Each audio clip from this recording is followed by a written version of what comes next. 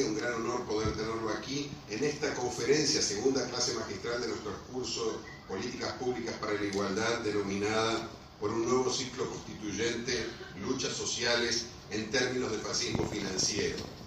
Así que muchísimas gracias, profesor Boaventura, y disfrutaremos de su clase como siempre lo hacemos.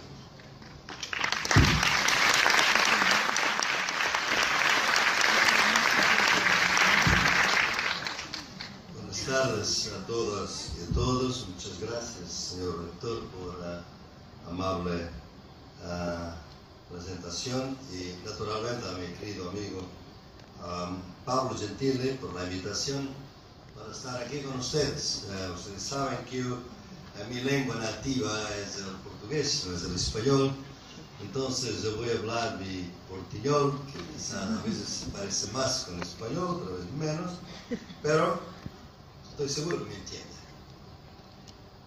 Estoy aquí con un deber de solidaridad para con el pueblo, con las mujeres argentinas en este momento difícil de vuestro país. Yo que vengo de un país que es Portugal, que hasta pocos meses pasó por un gobierno de derecha revanchista que en 4 años quiso destruir todo lo que habíamos conquistado en 40 años de democracia. Fue muy duro para todos nosotros aguantarnos ese tiempo.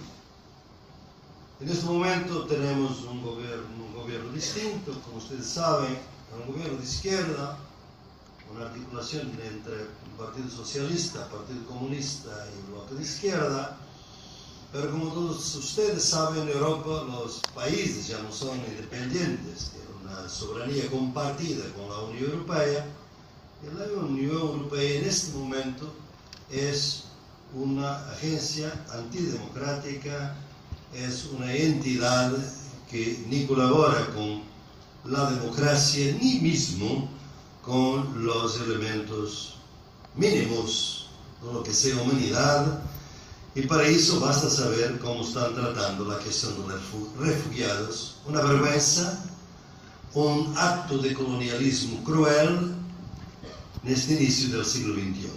Y por eso, en ese espíritu de que gustaría de hablaros hoy de este tema que fue exactamente referido por Pablo. Yo pienso que un fantasma recorre América Latina. Y ese fantasma es que las victorias, las conquistas, que con mucho entusiasmo, con mucha lucha, por veces con sangre, se conquistaron en las últimas décadas, parecen frágiles, reversibles, y se disuelven en el aire. De un día al otro, todo parece que puede desaparecer, y que todo puede desaparecer en plena normalidad democrática.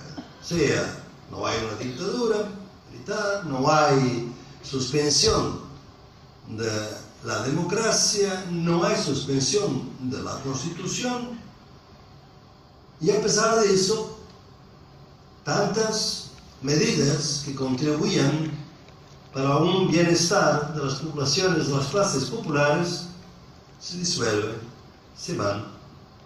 Y de alguna manera se dice lo que la derecha decía en Portugal hace poco tiempo, que las clases populares vivían por encima de sus posibilidades, que no merecían tanto y que había que rebajar con los precios de servicios públicos, con la privatización de la salud, con la privatización de la educación. Entonces, esto muestra que estamos quizás frente a un modelo y un proceso global que tiene configuraciones distintas de país para país, y que hay que analizar con alguna tranquilidad, pero simultáneamente también con alguna rabia, con el corazón y con la razón, porque las luchas que se aproximan van a ser luchas duras, porque revertir un proceso parece muy fácil reconstruirlo es muy difícil. Entonces, lo que le ofrezco hoy es, por un lado, empezarmos un poco con una idea de alguna precisión de conceptos, pasar después a un resumen de las últimas décadas y un diagnóstico de lo que pasa, para terminarnos con la idea de lo que hacer frente a la situación. Pero antes de precisar los conceptos, es importante de mirarnos a algunas características de nuestro tiempo, que además no son específicas de Argentina y pasan por otras partes del mundo, de África, Asia, Europa y mismo los Estados Unidos. Por un lado, esta idea de la crisis. La crisis es siempre un concepto que significa un malestar dentro de un sistema que, cuando ocurre, es una gran oportunidad para transformar el sistema. Hay que explicar la crisis y, obviamente, utilizarla para poder transformar el sistema social y político. Pero en nuestro tiempo, la crisis se ha transformado en algo permanente. Y cuando la crisis se transforma en algo permanente, ella ya no tiene que ser explicada. Ella explica todo. Se aumentan los precios de los transportes, es la crisis. Se recortan las pensiones, es la crisis. Se disminuye el número de profesores en las escuelas, es la crisis. Se privatiza la salud, es la crisis. O sea, la crisis explica a la vez el tener que se explicar. Y cuando la crisis explica todo, lo explica sin alternativa. Y por eso estamos en una situación casi contradictoria. Es que cuanto más necesaria es la alternativa, más difícil es la alternativa. Más difícil es imaginar a mucha gente que pueda ser distinto. Porque con un circo mediático muy fuerte alrededor de todos nosotros, se crea la idea de que no hay alternativa.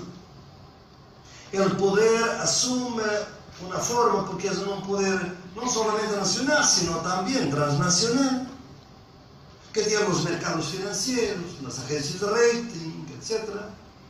Que es la idea que este poder puede vencer, pero no puede ser vencido. La metáfora que uso para caracterizar este poder son los drones militares, que matan desde Nebraska, matan en los Estados Unidos, matan en Afganistán. Nunca pueden ser derrotados, nunca pueden ser heridos, tampoco pueden ser héroes, porque es un programa de computadora, básicamente. Pero muestra un desequilibrio de poder que parece que el poder es invisible. Y él quiere manifestarse como tal, con un objetivo muy preciso. Es que lo que quiere de nosotros, de los ciudadanos y de las ciudadanas, no es el consenso a este tipo de poder, es la resignación ante ese tipo de poder. La diferencia de esta forma de poder es de pasar del consenso, de la necesidad del consenso, que es fundamental en la democracia, a la resignación de que no hay alternativa. Así lo piensan. Por otro lado, es un tiempo que tiene una característica sacrificial, en que aparentemente sacrificamos lo que más valoramos para poder defenderlo. Por ejemplo, se hace la guerra para producir la paz. Se invade un país para liberarlo. Se violan los derechos humanos para garantizar los derechos humanos. O sea, se crea una discrepancia enorme entre los fines y los medios para obtener esos fines. Y por eso una masiva hipocresía de cómo las cosas pasan en nuestro tiempo. Entonces, es un tiempo que nos da la idea que el conocimiento que nos ha traído aquí no nos puede ayudar a salir de aquí. Tenemos que pensar de una manera distinta. Y esa manera distinta la vengo llamando las epistemologías del sur. Son los conocimientos nacidos en las luchas de los que sufren las injusticias causadas por el capitalismo, el colonialismo y el patriarcado. Las tres 100 preguntas, las tres formas de dominación. Un conocimiento que raramente llega a la universidad, porque a la universidad llega solamente el conocimiento de los vencedores en las luchas. Nunca llega el conocimiento de los vencidos. Y esos son los que en este momento nos pueden de alguna manera dar una luz para poder salir de esta situación en que nos encontramos. Y por eso hay que valorar los conocimientos de las clases populares, de los movimientos sociales, de las organizaciones barriales, de los sindicatos, del movimiento campesino, de mujeres indígenas.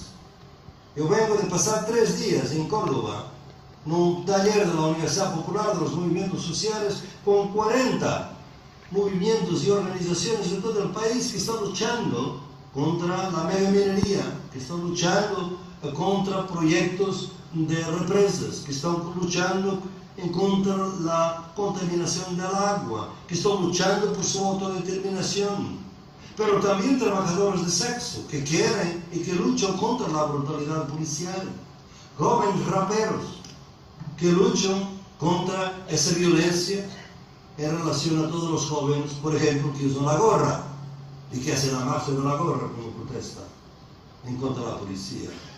O sea, hay gente que tiene conocimientos de lucha, pero que normalmente no caben bien en las categorías que nosotros en el mundo académico usamos para definir las luchas. Entonces hay que buscar otros conocimientos, para buscar otras energías, para buscar otras salidas para un campo de luchas que va a ser muy difícil, muy exigente en la próxima década. Fíjense ustedes que empezamos en este continente el milenio de una manera brillante, diríamos, a partir de 98 para las luchas populares. Era el único continente donde se hablaba de socialismo del siglo XXI. No se hablaba de eso en África o en Europa, aquí. Y en poco tiempo, en los últimos meses, yo casi diría, estas luchas que parecían ofensivas en el sentido de una transición progresista más allá del capitalismo, del colonialismo, del patriarcado, pasaron a luchas defensivas, ya no para conquistar más, para defender lo que tenemos, para impedir una transición regresiva, que en eso que estamos en este momento, transiciones regresivas. Eso nos obliga a hacer quizás alguna autocrítica, ¿por qué no? A las organizaciones, a los intelectuales, a todos, ¿no? Pero nos obliga también a precisar nuestros conceptos, porque me parece que es necesario que definamos mejor los conceptos que tenemos. Yo comienzo entonces por estos conceptos, porque yo voy a hablar, como ustedes han visto, de proceso constituyente, tengo que definir lo que es, en tiempo de fascismo financiero, tengo que definir lo que es. Pero antes de eso, yo tengo que definir los conceptos que están antes de estos. Son los conceptos de democracia y el concepto de fascismo en general. Entonces, ¿qué es democracia? Democracia es todo proceso a través de lo cual relaciones desiguales de poder se transforman en relaciones de autoridad compartida. Proceso por lo cual relaciones desiguales de poder se transforman en relaciones de autoridad compartida. En la casa, en la escuela, en el sindicato, en la calle, en la fábrica, en el espacio político, en el espacio mundial. O sea, la democracia es un campo enorme de democratización. No hay democracia, hay democratización. Por eso es necesario partir de este concepto más amplio. ¿Por qué? Porque en nuestras sociedades nos acostumbramos a reducir la democracia a la democracia en el espacio político, en el espacio de la ciudadanía. Y consideramos que nuestras sociedades son democráticas porque el espacio político es democrático. Só que ese espacio político es una isla de democracia en un archipiélago de despotismos. La mujer que vota y que está en su trabajo dentro de un contexto democrático llega a la casa y quizás es víctima de fascismo familiar, de violencia doméstica, donde no hay democracia. El joven que sale de su empleo o de la universidad y que va en la parte civilizada de la ciudad, pero vive en la parte salvaje de la ciudad, en los barrios periféricos, barriadas, favelas, o como se llama, puede, al llegar a su casa, ser víctima mismo antes de brutalidad policial, de discrecionalidad, producidas por leyes de convivencia que no son otra cosa, sino el colonialismo frente a un otro que se considera inferior. Entonces, la gran parte de la población de nuestras sociedades democráticas no vive en democracia, vive en fascismo social.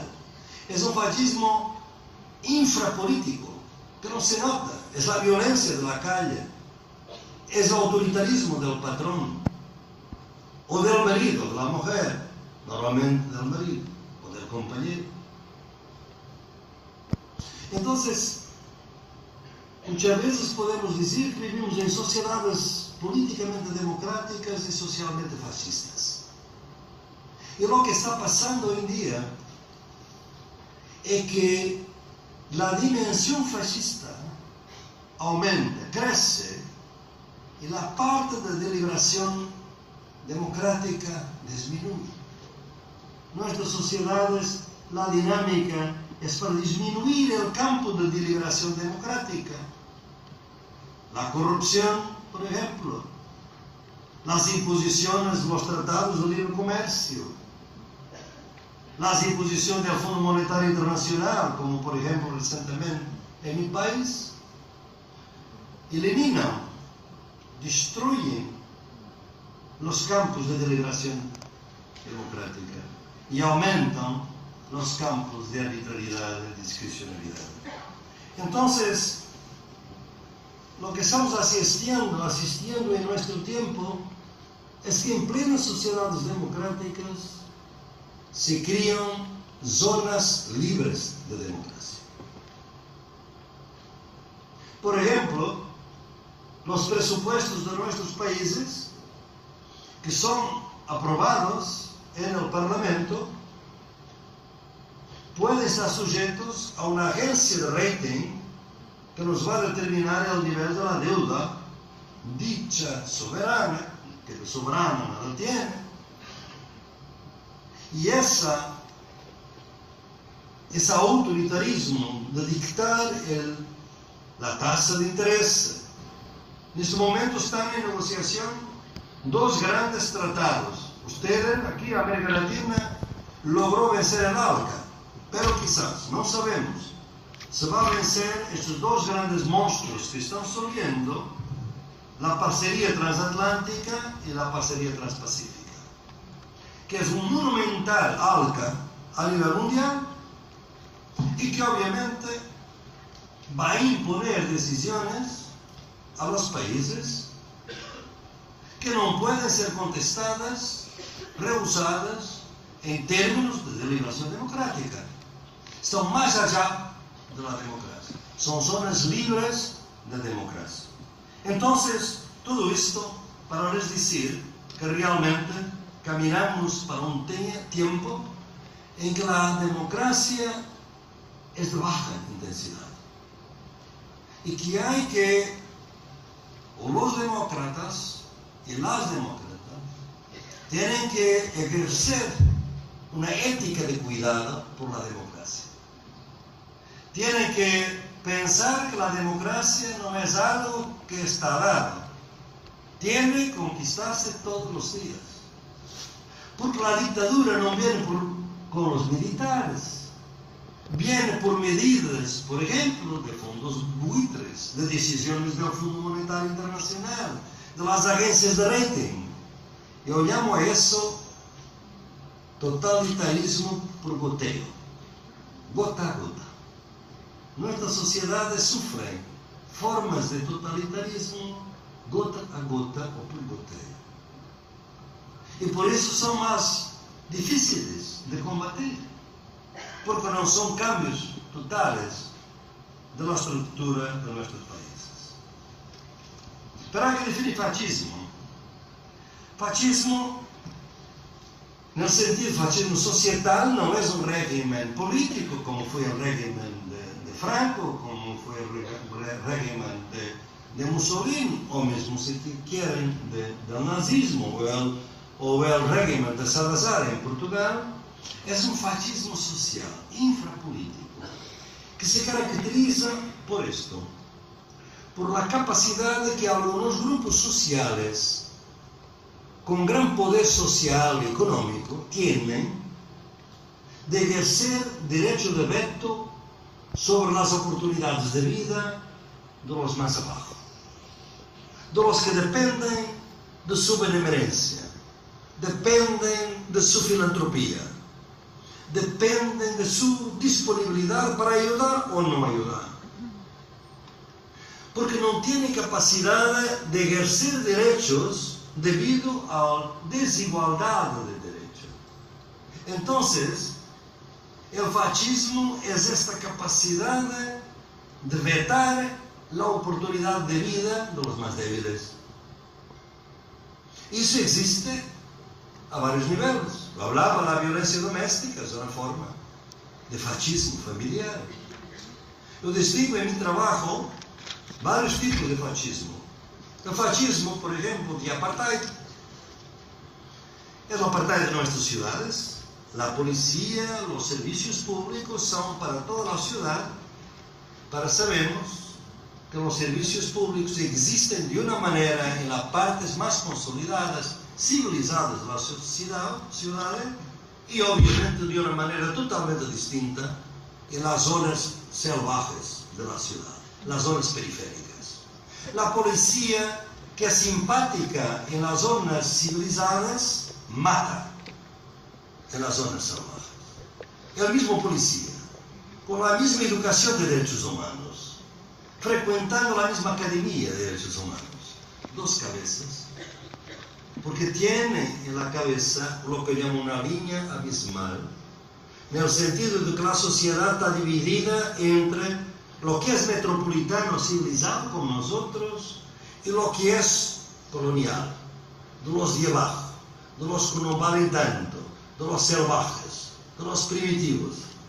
Y que por eso, para ellos no valen las mismas leyes, los mismos cuidados. Fascismo de apartheid, obviamente, existe en nuestras ciudades. El fascismo del contrato. Nada mais equilibrado que um contrato de trabalho. Pero é solamente desequilibrado se é um contrato de convênio coletivo, de contratação coletiva.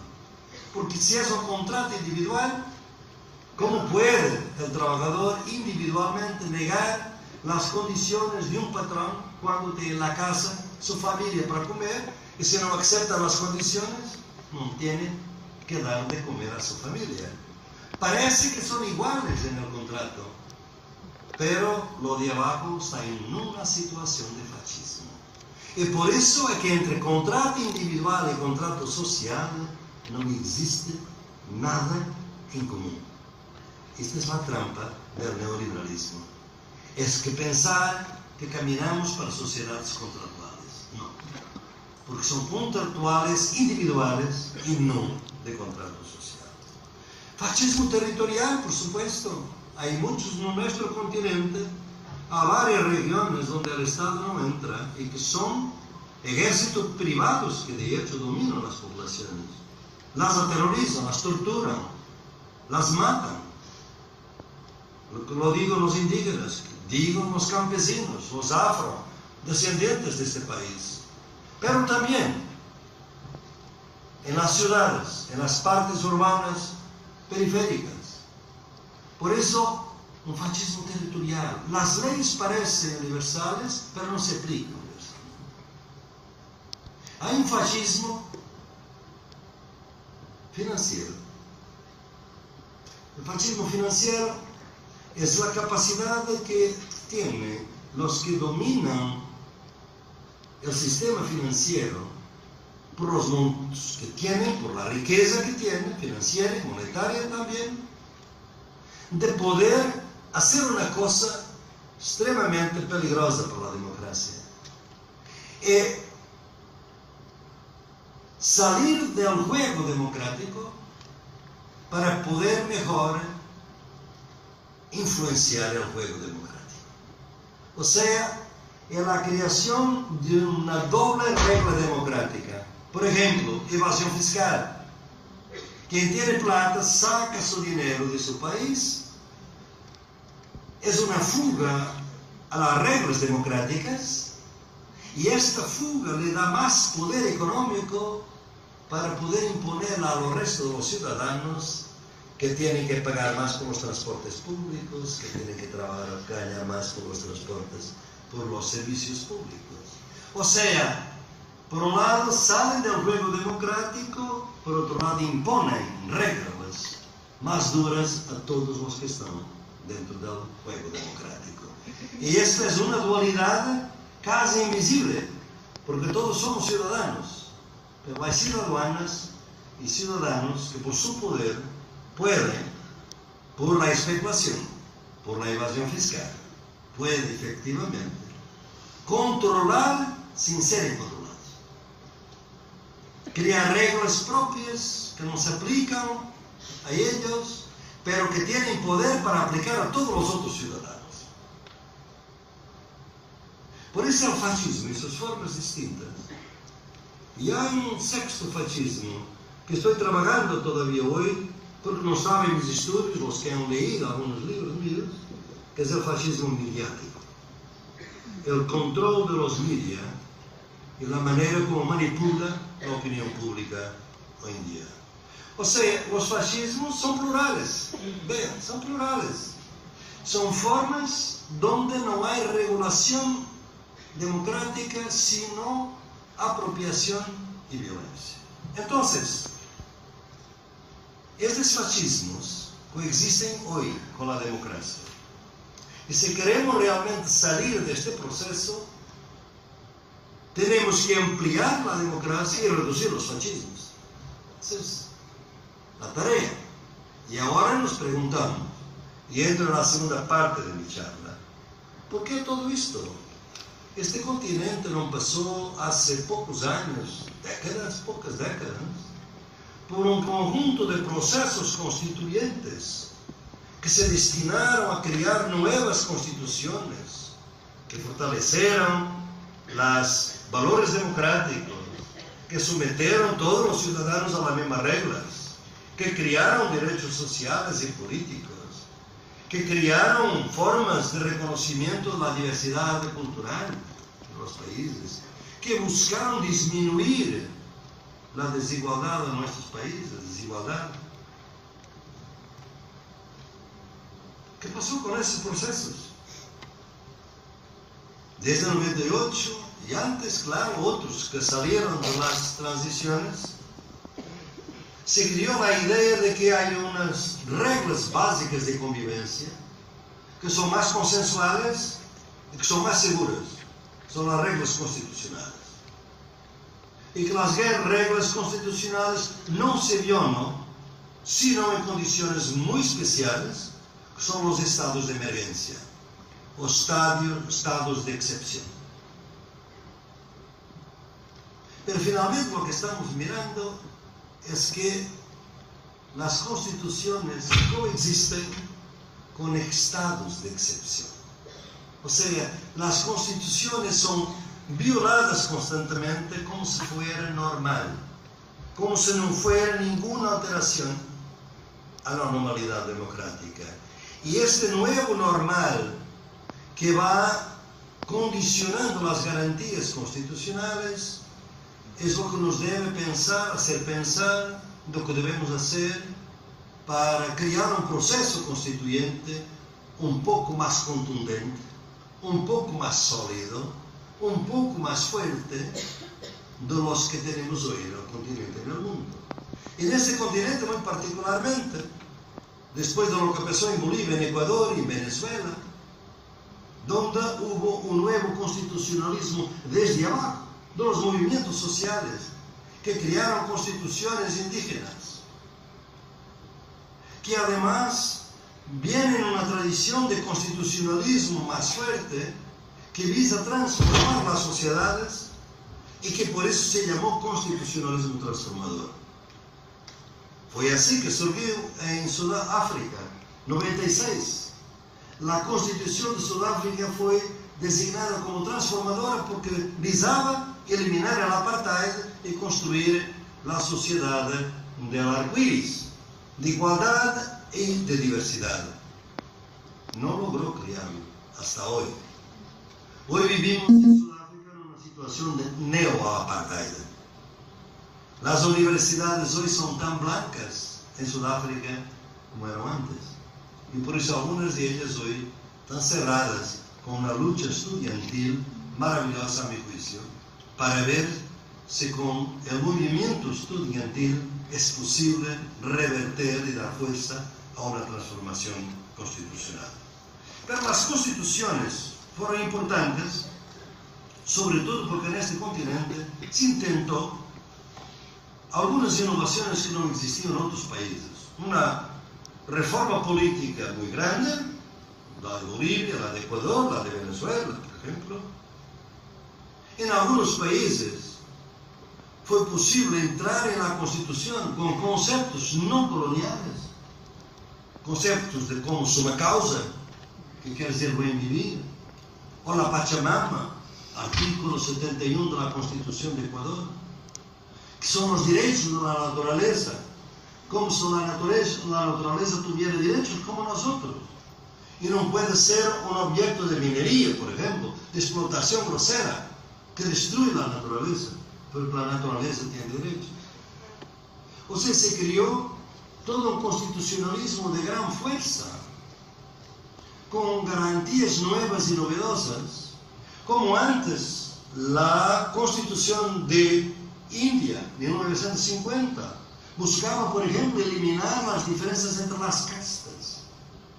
Hoy hay estudiantes en la Universidad de Nueva Delhi, así como ustedes que están acá, que si es Brahman, no quiere que a su lado se sienta un Dalit de la casta inferior, porque se siente que no está purificado si un joven de una casta inferior está a su lado.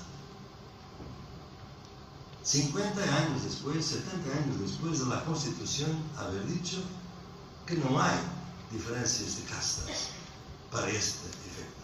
Entonces, yo pienso que las constituciones, con todo lo que hicieron, no lograron hasta ahora cambiar las cosas. Cambiaron algunas cosas, pero no cambiaron mucho. La Constitución de Bolivia y de Ecuador,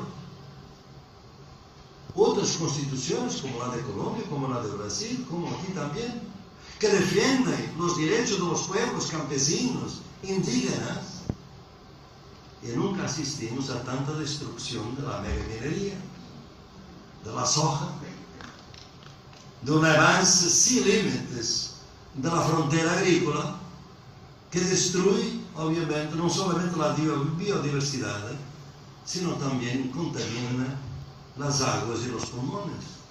Nós tenemos, Brasil é neste momento el mayor consumidor de agrotóxicos del mundo. Y tenemos agrotóxicos que son utilizados en la agricultura industrial del norte. Y tenemos incidencias de cáncer en zonas rurales muy superiores a la incidencia de cáncer en ciudades como São Paulo. ¿Por qué?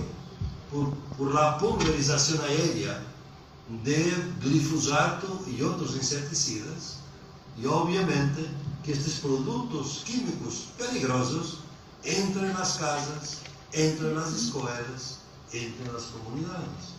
Entonces, este modelo está siendo practicado en países donde la Constitución dice el opuesto, que esto no podría ser. Porque además, como digo, estamos con el artículo 71 de la Constitución de Ecuador, que va a hablar de los derechos de la naturaleza. Entonces, digamos, ¿qué debemos hacer en este contexto difícil para fortalecer nuestras democracias? Hay dos opciones. Habrá más. Una es para qué pensar en constituciones, en nuevas constituciones, cuando realmente las que tenemos no nos defienden. Porque ahora hay este totalitarismo de botello que se disimula como democracia, pero destruye la vida democrática desde dentro. Y la gente entra en la fatalidad que conduce a la resignación. ¿Para qué nuevos constituyentes? El hecho es que en cada época nosotros luchamos con las armas que tenemos. Hubo un tiempo que eran otras las armas: represión, lucha armada. No está en este momento en la agenda política este tipo de luchas. Yo mismo en este momento estuve con nosotros en Córdoba, una militante del ELN, que es una de las guerrillas de Colombia, que acaba de entrar en un proceso de negociación de paz y quiere, en el ámbito de esa negociación de paz, poder organizar talleres de la Universidad Popular, de los movimientos sociales, para difundir una pedagogía de paz por todo el país.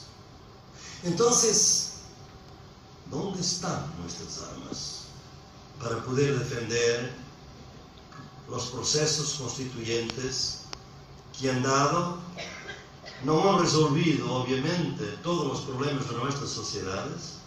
Ellas siguen siendo capitalistas, colonialistas y patriarcales, pero hubo realmente algunos avances y tenemos que ver cómo garantizar esos avances y profundizarlos. Yo pienso que tendremos que hacer muchas cosas, porque todo lo que tiene a ver con proceso constituyente está en crisis. Primero, hablamos mucho del proceso constituyente. Yo pienso que estamos en un periodo de proceso destituyente. No estamos en un proceso de constituyente, en un sentido de constituir una nueva política. Estamos en procesos de destituyentes, de perder realmente muchos poderes y muchas prerrogativas. Y por eso, ¿cómo revertir este proceso destituyente, transformarlo en un proceso constituyente más activo? Primer dilema: los procesos constituyentes asientan en la idea del soberano. El soberano es del pueblo. ¿Dónde está el soberano hoy? El Estado, Estado-nación. Un Estado que tiene una dívida soberana que es casi una anécdota cruel llamarle soberana, porque depende de lo que las agencias de rating dicen sobre ella. ¿Dónde está el soberano?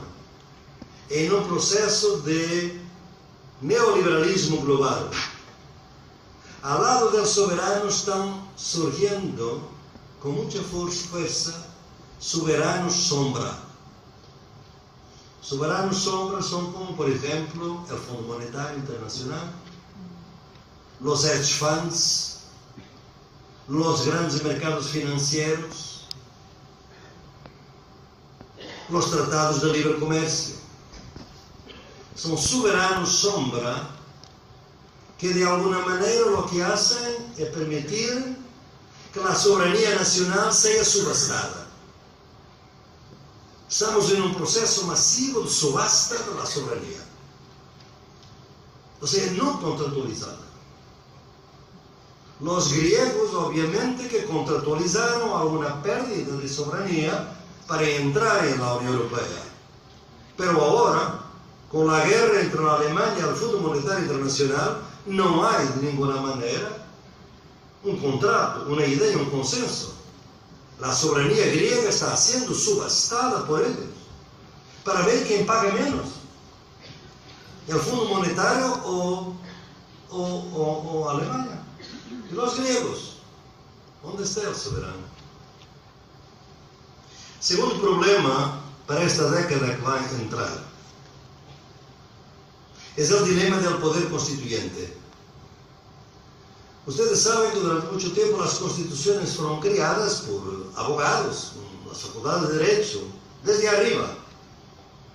Pero hubo momentos, y aquí en este continente muy propiamente, después de las dictaduras, por ejemplo, aquí en Argentina, en Brasil, y después con mucho más fuerza en Venezuela, en Bolivia, en Ecuador, que hay un constitucionalismo desde abajo, de los movimientos sociales. Por ejemplo, los movimientos sociales indígenas de Bolivia propusieron lo llamado Pacto de Unidad, que fue el documento clave para toda la constitución de Bolivia. Entonces es un constitucionalismo desde abajo. Poder constituyente. ¿Cuál es el dilema? Es que cuando se promulga la Constitución, el poder constituyente desaparece y es sustituido por el poder constituido. Y el poder constituido es un poder delegado. Y por eso quien da poder, deja de tener poder. Y aquí vemos cómo este dilema fue mal resuelto en el continente. Yo que acompañé bien las constituciones recientes, sobre todo de Bolivia y de Ecuador, porque además fui consultor en las dos, fue la idea de que cuando se promulga una constitución y esa constitución consagra derechos, consagra luchas sociales, garantiza la plurinacionalidad, garantiza el buen vivir, garantiza que al lado de la economía capitalista hay una economía de cuidado, una economía popular, solidaria, social y solidaria. La creencia de que cuando esto está en la Constitución, está en la vida. Y los movimientos sociales desarmaron el día siguiente. Fueron a la casa. Habían conquistado la Constitución. El problema es que en ese primer día, la Constitución empezó a ser deshecha. A deshacerse. A desconstitucionalizar. Sin vigilancia popular, la Constitución es un papel mojado. Y es siempre así ha sido en el pasado. Quizás nosotros, porque quizás en este momento no podemos hablar de revolución, por ejemplo, tenemos que pasar a hablar de proceso constituyente. Porque no inventamos, no podemos inventar como creemos los conceptos para luchas eficaces en un contexto histórico. No sabemos de aquí a 20 años. Pero en este momento lo que tenemos es que aprender con estos procesos constituyentes que se desarmaron al admitir que cuando se promulga la Constitución ya no necesitamos más de trabajar. Ganamos la guerra. No. Ganamos una batalla, pero quizás perdemos la guerra. Y por eso, constituciones extremadamente progresistas han llevado a la muerte de indígenas como nunca. a destrucción ambiental como nunca, a minería a cielo abierto como nunca, a una dimensión mucho superior al del colonialismo debido a la maquinaria que tienen hoy las multinacionales. Entonces, estamos frente a un problema. ¿Qué tipo de proceso constituyente? Cuando de hecho las formas de fascismo no disminuyen, quizás aumentan. Y una de ellas, que es el fascismo financiero, es cada vez más fuerte. Y ustedes tienen, nunca pensé que mi charla fuese tan oportuna, digamos, en ese entonces, porque no podría imaginar los Panama Papers. ¿Sabe usted lo que es los Panama Papers? Significa una remodelación fundamental en los paraísos fiscales.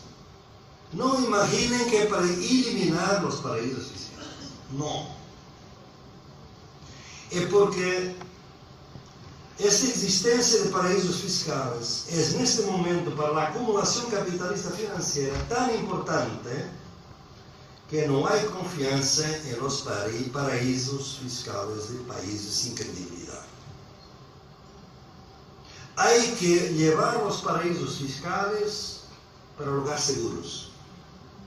Luxemburgo, Delaware, Nevada, Suiza.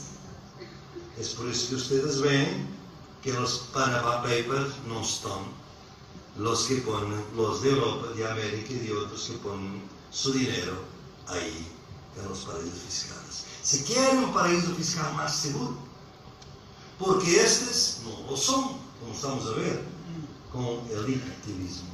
Por eso es un fascismo financiero que se está armando para un nuevo patamar de lucha contra la democracia. Porque está en lugares donde hay más poder. Ustedes todos saben que el líder del paraíso fiscal más importante del mundo, uno de los más importantes del mundo, que es Luxemburgo, es ahora el presidente de la Unión Europea. Alguien lo lleva al tribunal.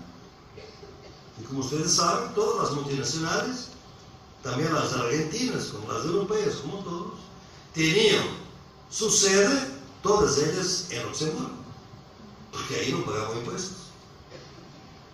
Entonces, en este contexto, a mi juicio, en que estamos en este momento, y por eso, en la parte final de mi charla, les quiero hablar de cómo vamos a poder salir con un constitucionalismo, un proceso constituyente más fuerte. Tendría mucho más a decirles, pero pienso que una historia del constitucionalismo latinoamericano es interesante, pero no es el lugar de hacerlo acá. Entonces, ¿qué me parece? Dos o tres ideas que me parece que son importantes. Primero, tenemos que partir de la idea de que el soberano está en crisis. Nosotros siempre tuvimos un gran problema con la idea del pueblo, porque el pueblo desde el inicio de la Revolución Francesa siempre significó dos cosas: el conjunto de los ciudadanos y el conjunto de los pueblos oprimidos, las clases populares. Y hasta hoy, nosotros no habíamos decidido muchas veces en la política estos dos conceptos de pueblo. Entonces, tendremos que saber que un constitucionalismo tiene que buscar un soberano más fuerte, y ese no puede ser otro, sino los que luchan contra el capitalismo, el colonialismo y el patriarcado. O sea, un constitucionalismo insurgente. Necesitamos de un poder constituyente que no puede entrar de una manera ingenua con la idea de la institucionalidad. El poder constituyente del futuro va a tener un pie en las instituciones y un pie en la calle, en la acción directa. Pacífica, porque la violencia va a ser producida por los provocadores. que van a infiltrar vuestras protestas para provocar el Estado a la represión. Lo estamos a ver en todos los países. Hay que tener mucha vigilancia en relación a los infiltrados en vuestras protestas. Pero este poder constituyente tiene un mandato y tiene un específico poder en sus manos. El mandato es que tiene que romper, de hecho, con los tres grandes poderes que dominan nuestra sociedad: capitalismo, colonialismo y patriarcado. Nosotros tenemos todavía en el continente gente de izquierda que es extremadamente machista, extremadamente racista. Tenemos que empezar a pensar que no se puede ser de izquierda y ser capitalista y ser racista y ser sexista. Tendremos que empezar a unir las luchas de los movimientos sociales como forma de una fuerza constituyente. Lo que hacemos con los talleres de la OPMS es una pequeña muestra de la necesidad de articular movimientos y organizaciones sociales con diferentes lenguajes, con diferentes narrativas de lucha, pero que todas ellas tienen algo en común. Si ustedes van y trabajan, y algunos de ahí trabajan con estas organizaciones, la economía capitalista, si es reconocida, es una entre otras economías. Hay una economía popular, hay una economía solidaria, hay una economía de cuidado a cargo de las mujeres, hay una economía campesina, hay una economía orgánica, hay una pluralidad de economías como hay una pluralidad de democracias, que además en la Constitución de Bolivia son tres: la democracia representativa, la participativa y la comunitaria. Nosotros, en las culturas, teorías occidentales, hablamos solamente de dos: democracia representativa y democracia participativa. Entonces, tenemos que pensar un mandato constituyente que va más allá del capitalismo, del colonialismo y del patriarcado. Es un mandato utópico, pero la utopía es el lado negado de la realidad. Son utopías realistas las que estoy hablando. La posibilidad que tenemos de, por veces, en pequeñas comunidades, en una escuela, en una universidad, crear espacios anticapitalistas, anticoloniales y antipatriarcales. Por veces, en el medio de la guerra, podemos encontrar formas muy fuertes de democracia. Les doy ejemplo.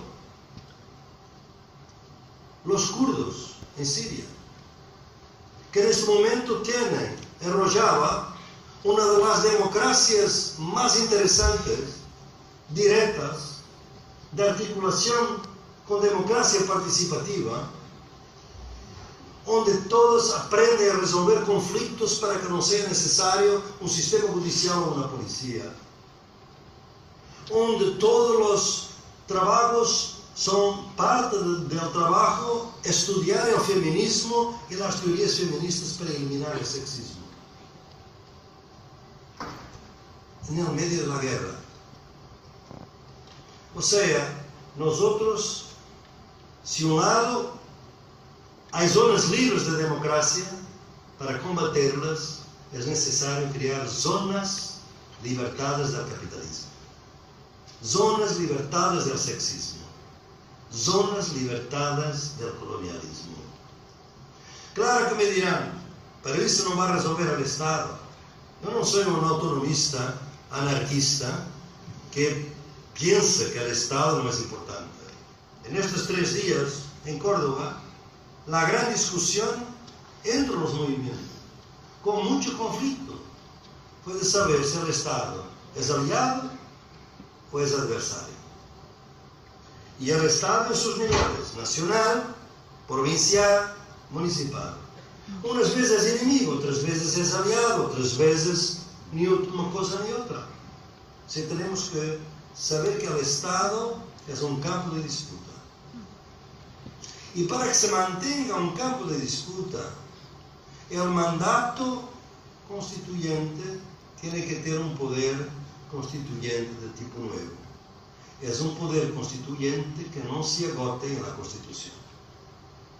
O sea, que nunca se debe ser plenamente constituido.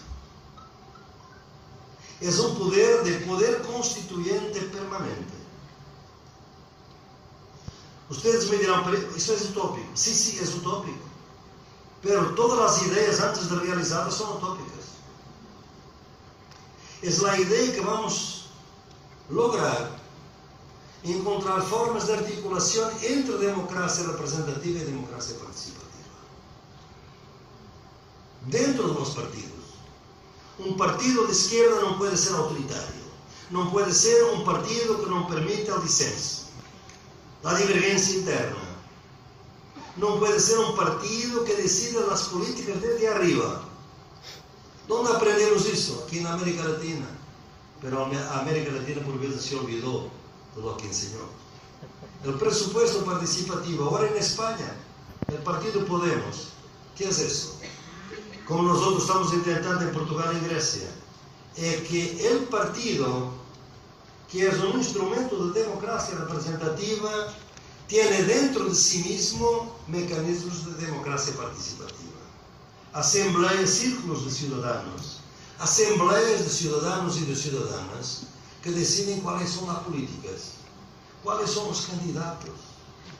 Y son ellos que formulan la política de los partidos.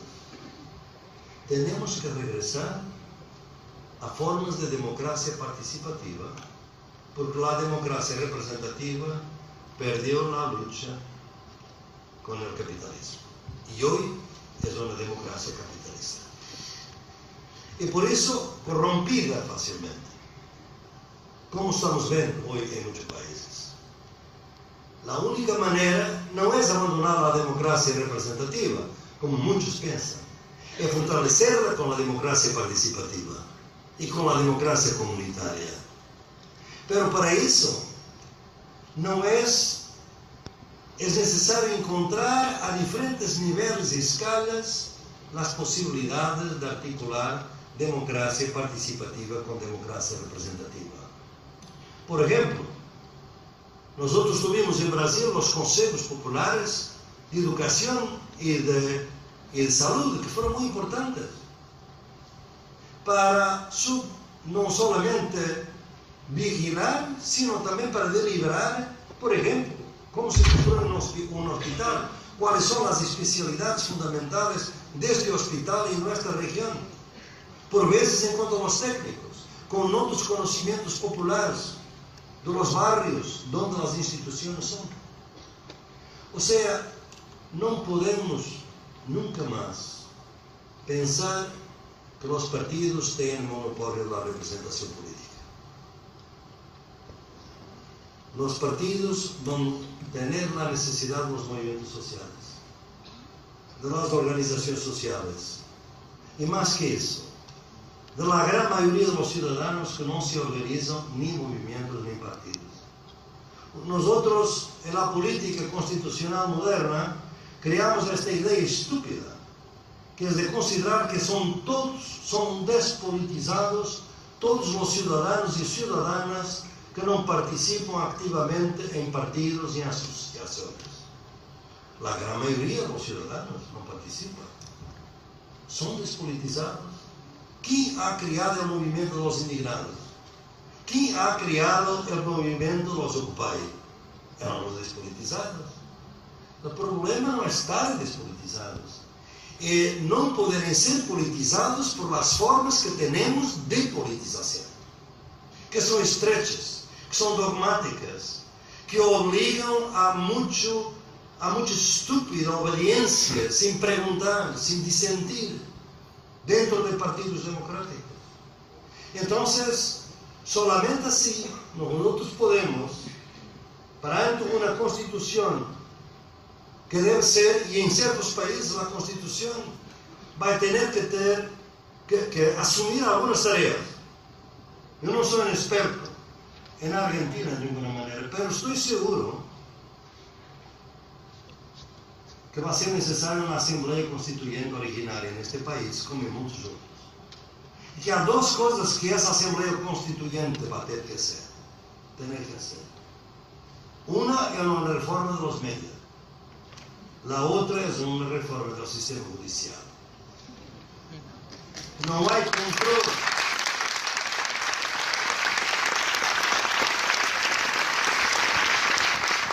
Se não há controle de constitucionalidade independente, não há democracia hoje.